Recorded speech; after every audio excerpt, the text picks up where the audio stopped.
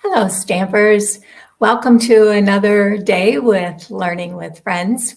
My name is Pat Fairless, and I'm from Fairless Stamp and Flair. And I have another technique for you today. I'm just calling it quilting, paper quilting, I guess. So I'm going to show you some different patterns on how you can use paper to make some quilted looking backgrounds. If you are a quilter, I'll be honest, I am not a quilter, but if you are a quilter, please be kind, because I'm not. So I'm going to do my best, and I've learned a little bit over the last week of practicing with these that, man, cutting is really important. If you don't get them all the same size, then it doesn't always turn out so good in the end. So my dad used to say, measure twice, cut once. And man, I think that must go with quilters as well. And I don't know, quite honestly, how you sew a seam equal in all places is enough to have them all come out so they line up. But anyway, I'm going to show you 3 different patterns that I've done today. And I am sure there are hundreds of quilting patterns. I'm just going to share 3 of them with you. So let's go ahead and turn my camera down and we will get started. All right, so the first one I'm going to demonstrate fully. And this one uses Designer Series paper strips. And these are each a 1/2 inch in width. So you just cut, I needed 4 different patterns. You could probably use more. But I used 4 different patterns. And obviously you can mix it up with solids and designer paper too. That'd be fine. Or you could probably do it all solids. It would be cute. So the way we start this is I have a block here that measures 4 by 4. And we need to find the center of this block. And the easiest way to do that is to just take a ruler and make a line from corner to corner. Let me get my lead out here just a bit. Should go back to the old kind of pencil, huh? Okay, here we go. And then we'll cross it again in the other direction. And where these 2 lines intersect is the middle of your piece of paper. And that will work no matter what size square you have. Just make a square. Now, the next thing we want to do is cover this with adhesive. So let me grab my silicone mat here. And I'm going to use Stamp and Seal. You can obviously use your favorite kind of adhesive, whatever you like, but this is what I'm going to use. And so I'm just going to cover this with that.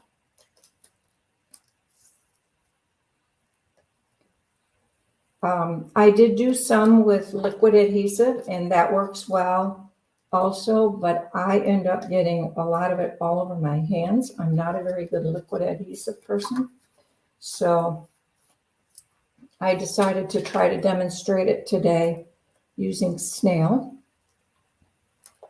So I'm just going around all the edges. This is all going to get covered up. So you don't have to worry about the line. You don't have to worry about where your adhesive is, if it looks good. You just want to make sure it's mostly covered. Now you can have some narrow gaps in between them. That's fine. It doesn't have to be 100%, but you want it to be the majority of it to be covered. Now, if you have a little over the edges, just kind of take it, rub your finger and wrap it around. Like I said, it's all going to get covered. And I missed a little piece over here. I think my tape was not working. There we go. All right. So now I've got sticky everywhere. And it is sticky. This is just regular Stamp and Seal. It's not Stamp and Seal Plus. It's not like it's a moving part. So you don't need to have the strongest one around. And we're going to start here in the center, and we're going to pick one of these quadrants. Now, the paper I'm using is from Hello Irresistible. I have some floral. I have some patterns with little dots on it, stripes. I have a plaid or a check, and then I have some that just looks like this. So I'm going to start with one of the patterns, and we're going to take the first piece and we're going to lay it. The end we want to butt up in this corner. So the end will be on this line, and then we're going to lay this down along the other diagonal line. Now we want to, and I have cut 3 pieces of each plus some scraps. We will have scraps. 3 should be plenty. And we're just going to follow the same pattern. So I'm going to use this Lost Lagoon striped dots, and next I am going to use the plaid or the check, whatever you want to call it, the diagonal, kind of a diagonal plaid, I guess. And then we will use a solid. Now you can see this hasn't totally filled this. That's okay, that's why we need more pieces. But now we want to start over with the same one. So we're going to repeat our pattern as we cover this all. So I'll take this piece. I think I have 2 pieces here, do I? It's not. And then we'll take one more of these.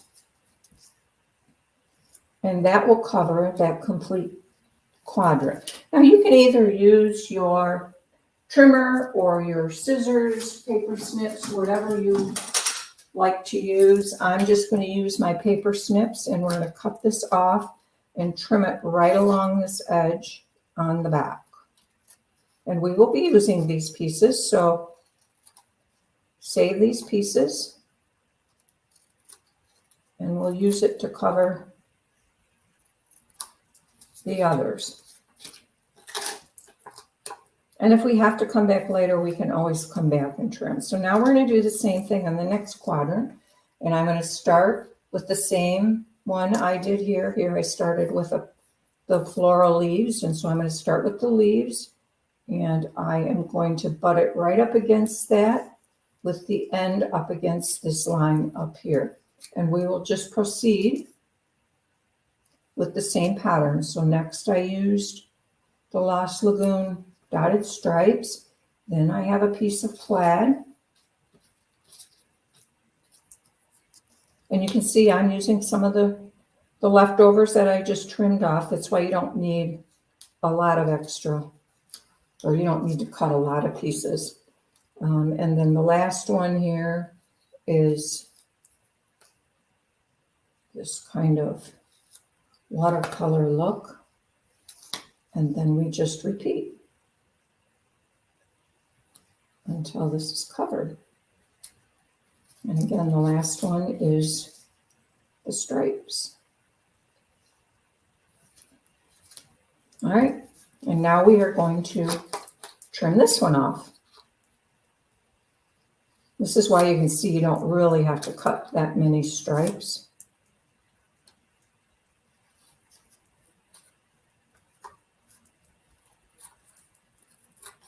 Using the paper as your guide is very helpful. You just kind of put the edge of your scissors, this flat edge, right against there and cut. Okay, so let's rotate it and we will do the next quadrant. Let me flip these over so I can see my patterns. And I'm going to start with the new one here because this is a longer one.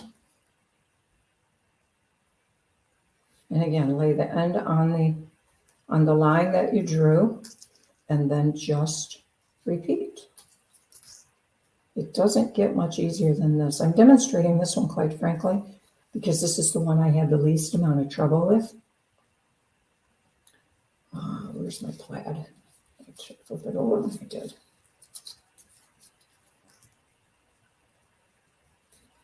Okay. And I'm going to show you 2 additional patterns. One of them I will partially complete, and the other one I'm just going to show it to you. And once I show it to you, you probably understand why I'm not demonstrating it.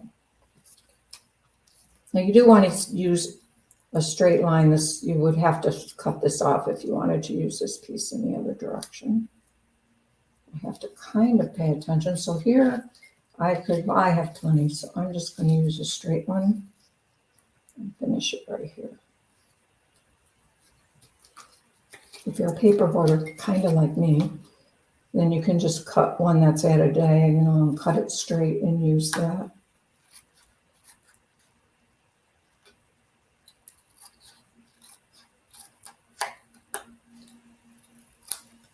Okay, and we've got one left. So I'll get these again flipped over so I have the right ones and can see to get them in the right order. And I'm going to start with the floral again.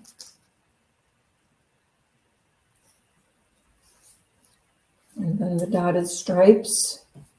Choose this one. It's long enough, let's scrap. And then we have a plaid. There's a plaid with a straight edge.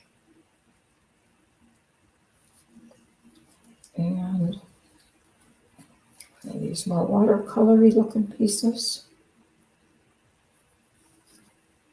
And now we start over with the pattern. And you can see I don't have any patterns with a square edge.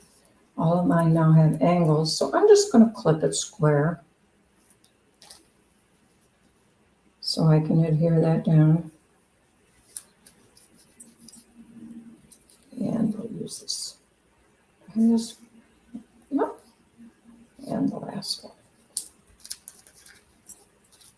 Okay.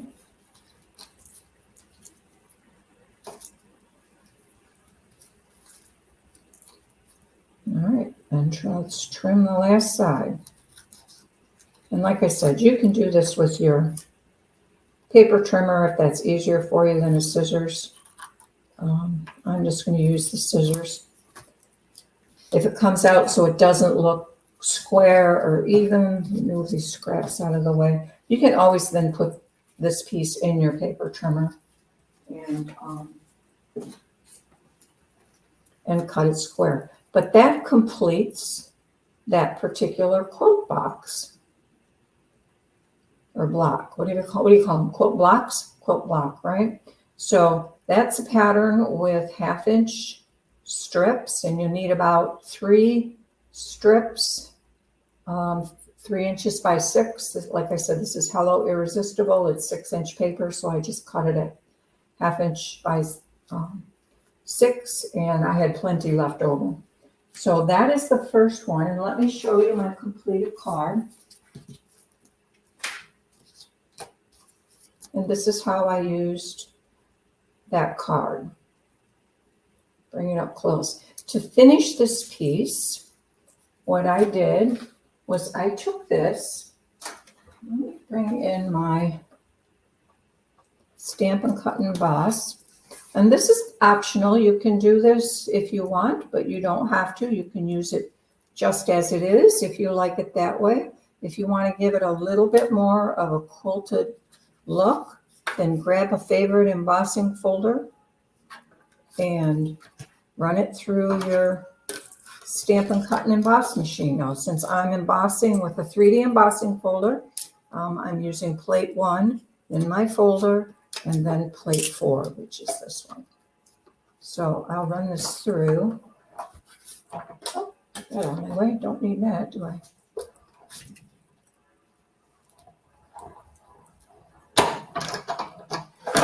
And you can see what that then looks like.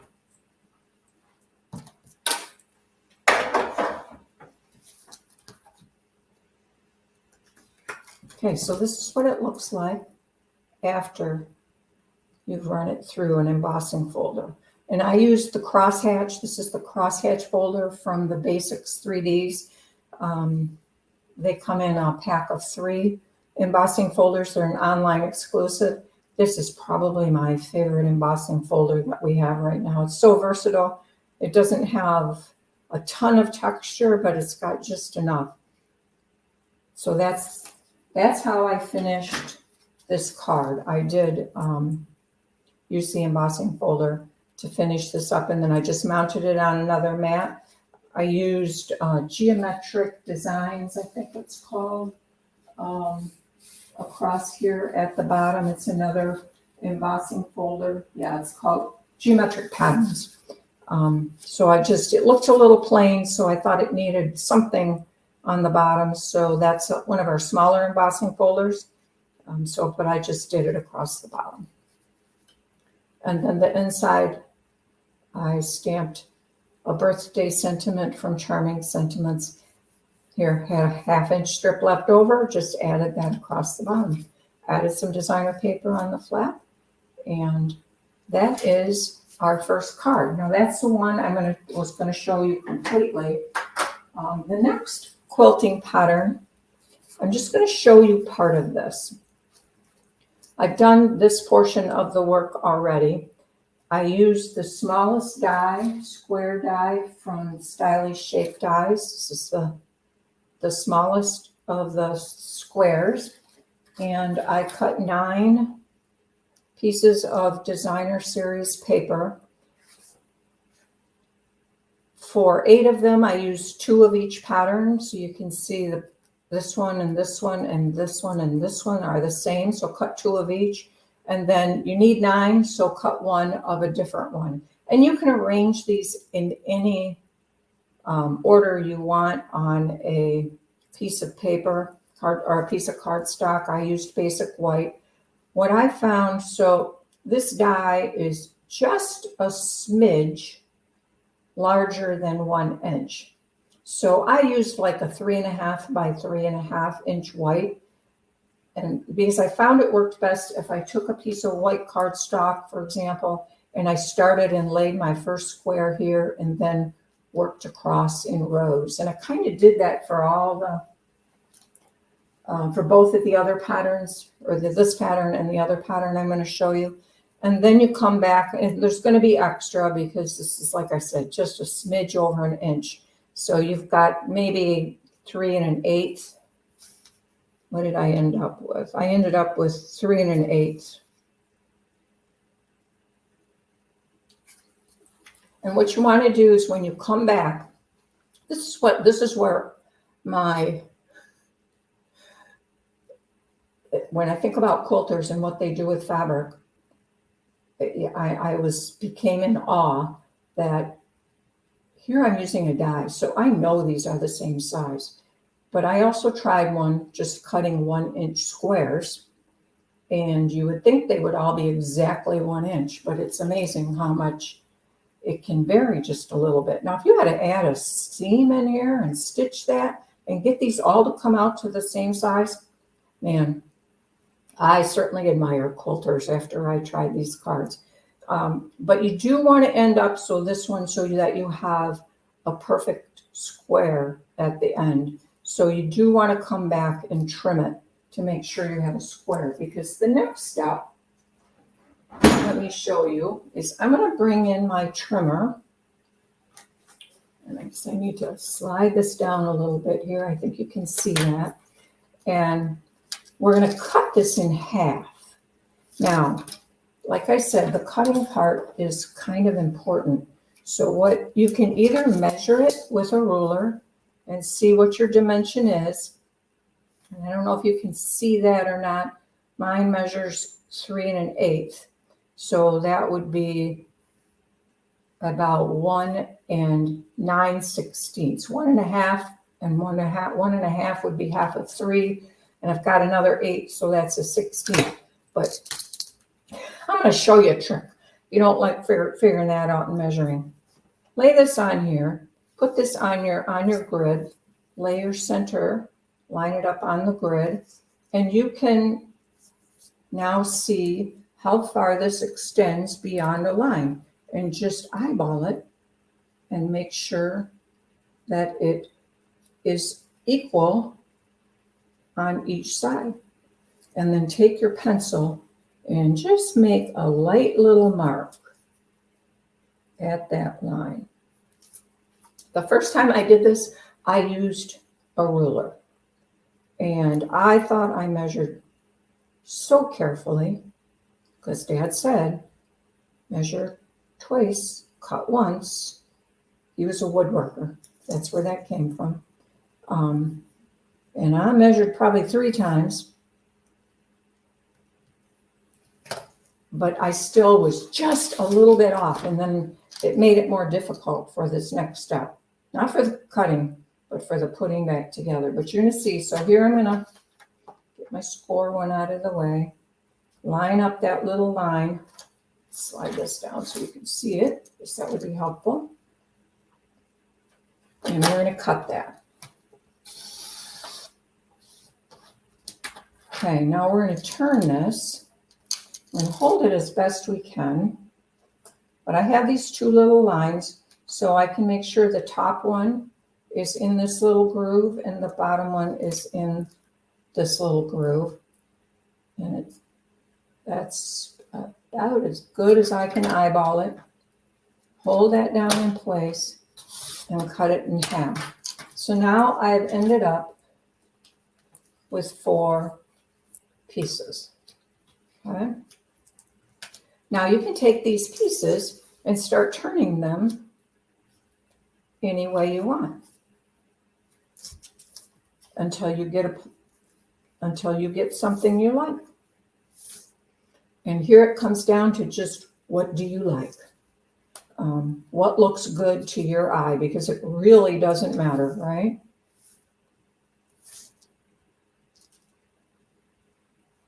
It kind of looks too much the same, so I'm not crazy about that. Maybe if I do this.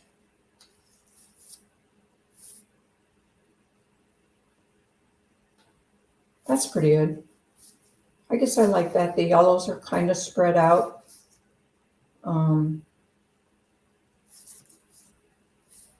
Solids. Here I used paper from, I should tell you, I used paper from Bright and Beautiful. And then the one piece in here is from Majestically Made. And these I picked blue azure. I just kind of picked blues. And I had all blues, 100% blues at first. And then I decided it needed a little pop of something. So I added that one little square of yellow. And I think I liked that better than if it was all the same. So here now we can use our liquid glue. Oh, don't want to mess up my pattern because I had it where I wanted it. Is that how I had it? I don't think so. I think I want this down here and that. I think that's maybe how I had it, right? Yellow. Oh, now I got yellow here. How about here? How about that? I think I moved them around a little bit. But like I said, play with it. It doesn't matter. You can overthink it like I do a lot of things. Cutter out of the way here. And I want this to be like that, right? And I'm going to lay this on here. So let me just add a little liquid adhesive. Now, I am not a liquid adhesive fan because I get it all over my fingers. But it does work nice to give you a little time to slide it around, which is nice. With the strips, that wasn't really very critical. You didn't really need to have to slide it around. I think I should have done just a little here to the, I don't know if I have enough time, but it looks like I should. Oh, it's stuck. So it's going to stay where it is. You can always come back and trim this. And what was I like this? I think so. How I was? I think so. This is why I say it doesn't really matter, because you can't really remember, or at least I can. They all look kind of pretty.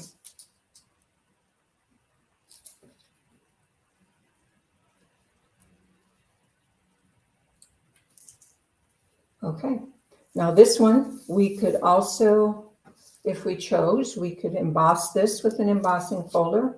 Where's that my glue? I'm going to leave it because I used a, because I used that die, I have the little stitching around the squares, at least on most sides, except where I cut it. And so that kind of adds a little bit of design to this one. So I'm not going to emboss this one. But let me show you the finished card. This one's Azure Afternoon. And my other one, I used colors that were pinks, Bubble Bath, and Moody Mauve. And it is the same idea. This one I did emboss. This is the one I cut 1-inch squares. And then after I adhered it to a piece of white, like I did with this here, then I embossed this with the cane weave folder. Let me tip this around a little bit. I hope you can see that embossing.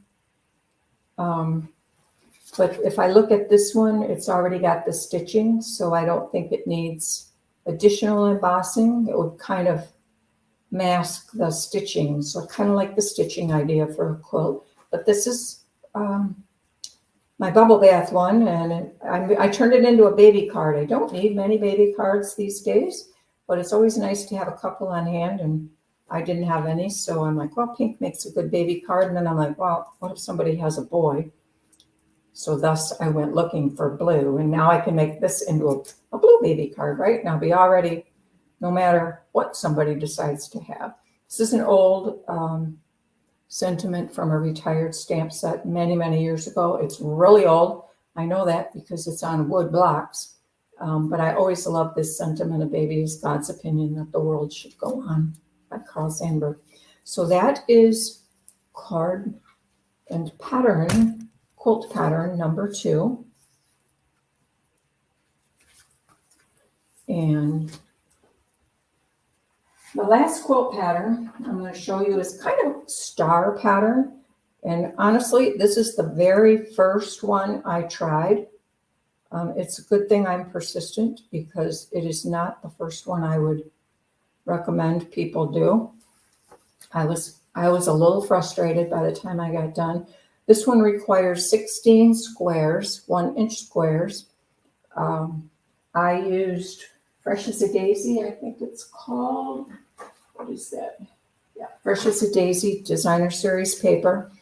And I picked colors that were somewhat going to give more of a muted appearance. There's not a lot of variation between them. They're all in the Moody Mauve tones. And once you cut your 16 squares, you need 2 squares from, and I did write this down. So from pattern number 1, so I used 4 different patterns of designer paper on this one. You need 2 1-inch squares from one, 2 from another design, 8 from a third pattern, and 4 from the 4th pattern. So, and then you're going to take each of those and you're going to cut them in half. And so now you're working with triangles. So this is one I found was really important to start up in the upper corner of my basic white and work across and down. And then come back and trim it to size. So I trimmed mine as 4x4. So that is my 3rd card, and it's hard to kind of see the star pattern, and I wasn't all that pleased with it. The inside I just kept simple with some layering of some mats. So I tried it again, and I replaced basically this somewhat solid variegated mauve, Moody Mauve, with white. And I do like how this one turned out much better. I think you can see the star pattern on here much better. This, what is it, 8-pointed star. But this one is a quilt pattern that you'll see on many quilts. So those are the 2. They are the same pattern, just using different materials. So those are the cards that I had to share with you today. Let me bring these all in here. And here's my number 4. I'll stick that down here. Just showing you the same thing, same pattern in 2 different colors. And I think it might be easier to see it on this one, but this one's very easy, fun. This one's the easiest of these 3. This one, just be patient and lay out your cards. So those are my 4 cards. I hope you like that. Let me flip my camera back over to me and we will wrap it up. I hope you like that. I hope you give some quilting a try. Try your own patterns. If you Google quilt patterns, you'll get hundreds, if not more. I was like, whoa, wow. There are really a lot of different patterns. And there's one, I think it's called wedding ring or partial wedding ring. It was a really cool pattern, but I'm like, oh, it's too much work for paper. It would take a lot more thinking than I had time to think about. So anyway, I hope you like it. If you're a quilter, I hope I didn't embarrass myself too much because I am not a quilter, as I said. So if you liked it, will you give me a thumbs up and subscribe? I'd love to have you subscribe to my channel. Thanks for those that have been joining over the last several weeks. It's great. I love it when you leave a comment. Let me know what you think. And I'd love to hear what you think about these cards today. So have a great week, and I will be back next Thursday with more Learning with Friends.